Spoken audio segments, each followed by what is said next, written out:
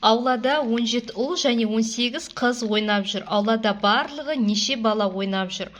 Ұл 17 дейміз, қыз 18, барлығы сызықша сұрақ белгісі. Шешуі барлығын табу үшін ұлдар мен қыздар санын қосамыз. Сонда жауабы барлығы 35 бала ойнап жүр. Келесі, аулада 35 бала ойнап жүрді. Олардың 19-ы үйлеріне кетті. Аулада неше бала қалды? Барлығы 35 дейміз, кетті 19, қалды сызықша сұрақ белгісі. Шешуін табу үшін барлығынан кеткен балалар санын азайтамыз. 35 азайту 19 тең 16. Жауабы 16 бала қалды.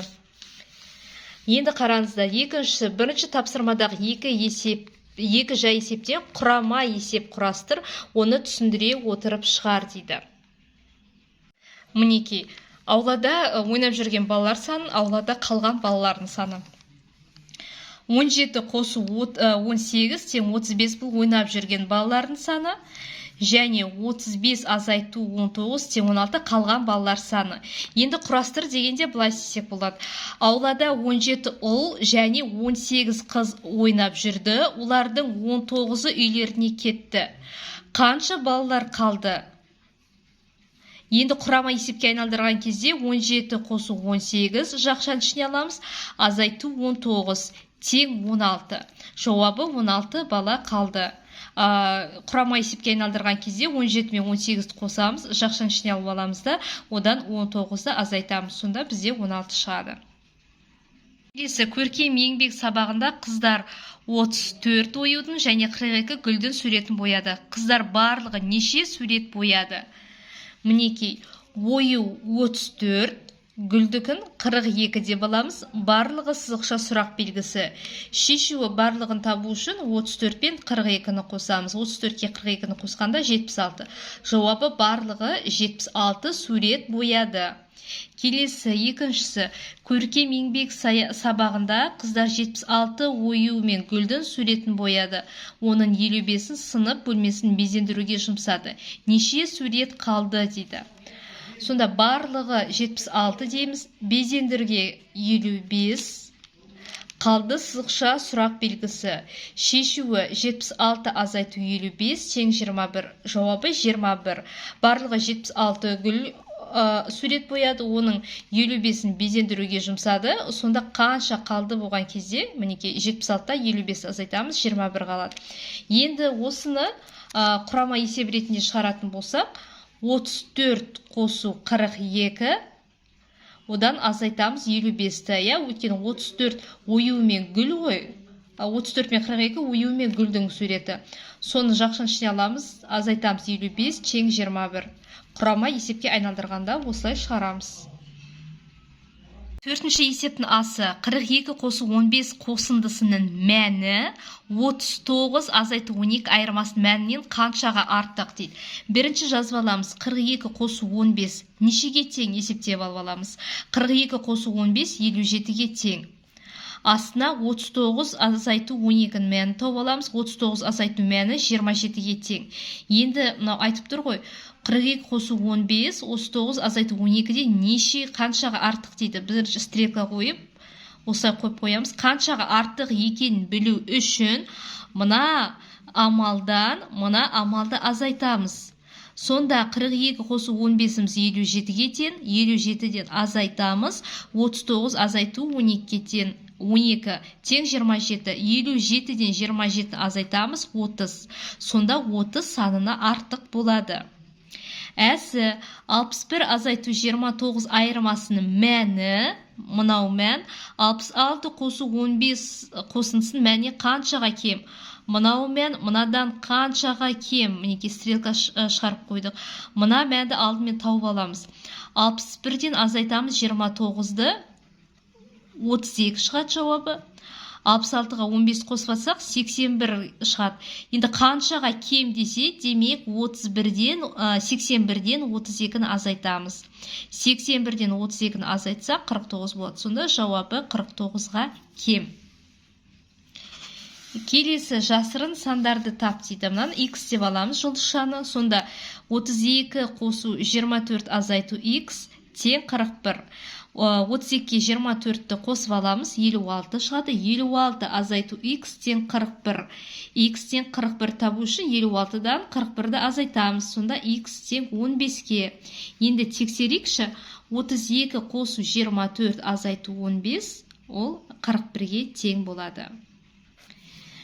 Келесі жұлдызша азайту 13 қосу 21.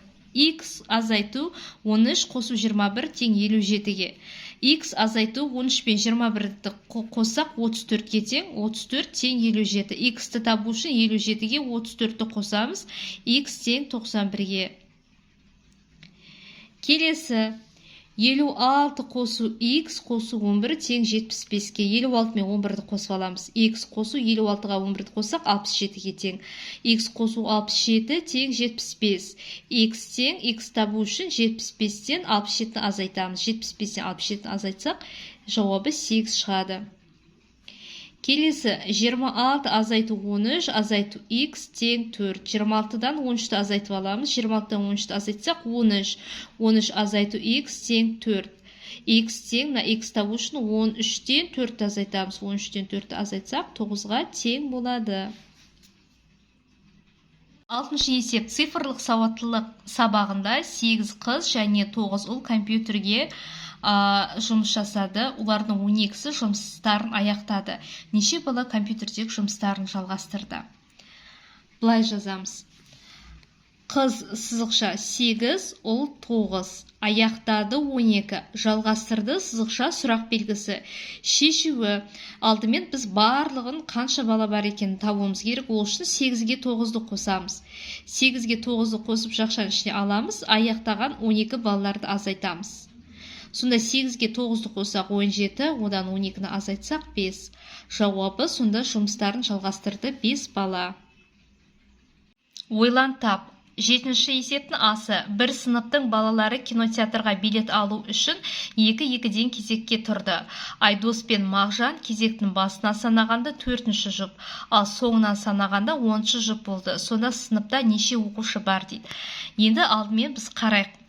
Айдос пен Мағжан қай жерде тұрған анықтап алайық, е? Басынан санағанда 4-ші жұп десе, осылай белгілеп алайық. 1, 2, 3, 4. Мінекей 4-ші жұп. Соңынан санағанда 10-шы жұп десе, 4-дің астына 10-ды қойып аламыз. Сосын 10-нан 1-ге дейін бұлай тізіп шығамыз. 10, 9, 8, 7, 6, 5, 4, 3, 2, 1. Түсіндік қоя, сонда мына жерде біздің жаңағы жұбымыз тұр. Енді бұл екеуін 2 жұп болады, асты үстіне бәрін бір қатар деп есептейміз. Түсінікті қоя, басынан санағанда 4-ші жұп, 1, 2, 3, 4, соңынан санағанда 10-шы жұп десе, 4-дің астына 10-ды жазам. Себебі басынан санағанда 4, соңынан санағанда 10 деген, демек олар бір қатарда тұр деген сөз. Енді осы жерден алдымен енді қанша екен санап шығайық. Неше бала барын санап шығамыз? 1, 2, 3, 4, 5, 6, 7, 8, 9, 10, 11, 12, 13. 13 бала бар. Енді бұл жерде айтып тұр, 2-2-ден кезекке тұрды дейді. Сонда 2-2-ден кезекке тұрса, мына 13 баланы 2-ге көбейтеміз. Яғни 13-ке 13-ті қосамыз. Сонда 26-ға тең болады. Түсіндіңіздер ма? Келесі апта күндерінің атын және санын атамай-ақ 5 күнді атай аласың ба дейді. 5 күнді қалай атай аламыз? Өткен күні немесе алдың күні, кеше, бүгін, ертең, арғы күні. Осылай атын атамай айтуға болады. Достар, менің каналыма тіркеліп, видеоға лайк басуды ұмытпаңыздар. Сұрақтарыңыз болса жазыңыздар, міндетті түрде жауап беремін.